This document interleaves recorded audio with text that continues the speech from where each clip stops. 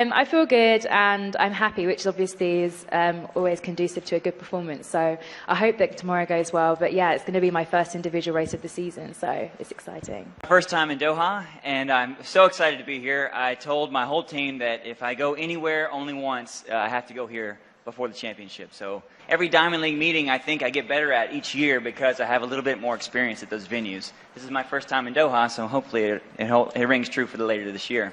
Back to your question about great jumping already. In America, we start a little sooner. The spring comes a little sooner in a lot of the area of our country. And my friend Mondo Duplantis already set the bar high in his own time zone.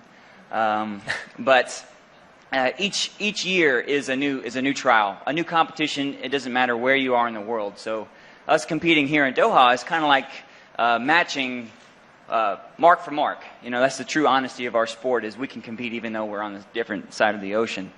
He certainly set the bar high, but we've jumped higher here. To be in the main show for once, you know, quite often we're a bit pre-comp, but you know, men's shot put at the moment is so strong, and if you don't throw 22 metres these days, you know, you're not in the mix. So, and obviously Ryan Krauser came out about 2 weeks ago and threw really well, and you know, that makes me angry. You know, I always... Why does it make you angry? Well, not angry, competitive, angry, a little bit agitated maybe. Yeah. Okay. Because, you know, I want to prove to everyone that I can do that. And he's put a good mark out there.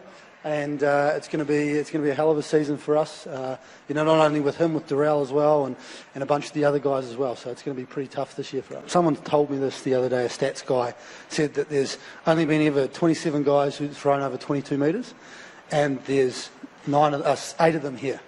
Wow. So, you know, the whole bar's lifted, the depth in the competition, and also, you know, that world record. It's been around for far too long, and you know. I know I'm not the only one who thinks I can break it, but yeah, I'm sure Ryan thinks he can, and Darrell and a bunch of the other guys too. So it's going to be a hell of a year. I think, yeah, definitely warmer the better for sure. But look, we're only in the circle for half a second, and we're not too worried about, you know, losing too much sweat and things like that. And we stay a little bit warmer than most people because we got a bit more, you know, body coverage. Certainly more than me. Although I'm getting a bit more these days. I was a bit motivated because of the season that I was taken away from me. So just having that motivation, you always, you know, work harder, and you know, you want to, you know, get to the level that you know you can do. Second year last year. I mean, again, it's early season, but you enjoy coming to Doha? I do. It's a really pretty place. It's pretty. Yeah. Okay. It's beautiful. Have you been to the stadium yet, the new stadium? I haven't been actually in the stadium, but I went to the training facility. And I think what we're all trying to weigh is expectations of being competitive and having a good performance with coming off of extreme training loads to be prepared for such a long season. And yes, I have a great history here in Doha. I've had great jump competitions, and most of the time the results have been surprising to me because I'm not always expecting to jump well so early, but Doha has been good to me over the years. There's a Diamond League season, and you know there are some things that stay the same, but I don't know when the championships are this year. I know ours are a lot later. How do you sort of plan your season? Do you want me to be a nerd about this? Not a nerd, just, you know, just a little bit of an indication. You can be a nerd, as much of a nerd as you want, but okay. We've got plenty of athletic nerds in the audience. It's okay. Okay. Well, like Bree was just saying, we have a tough team to make. Our trials are 3 months from now. Typically, they're just a month after we arrive in Doha. So that means that you have to elongate your training cycles and your strength levels so that you can maintain fitness for much longer.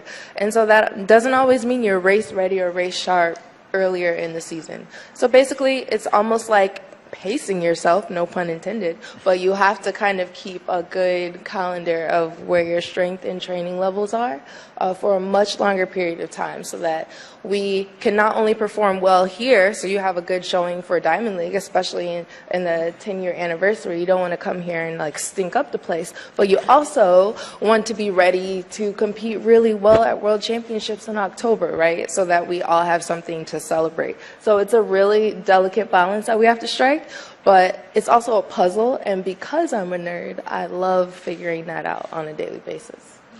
When you figure it out, can you let me know? Because I coach as well. So. Are we going to see you sprinting as well as jumping this year? Okay, I always train as a sprinter because speed is my advantage in the long jump, seeing as that I'm one of the shorter jumpers in the world.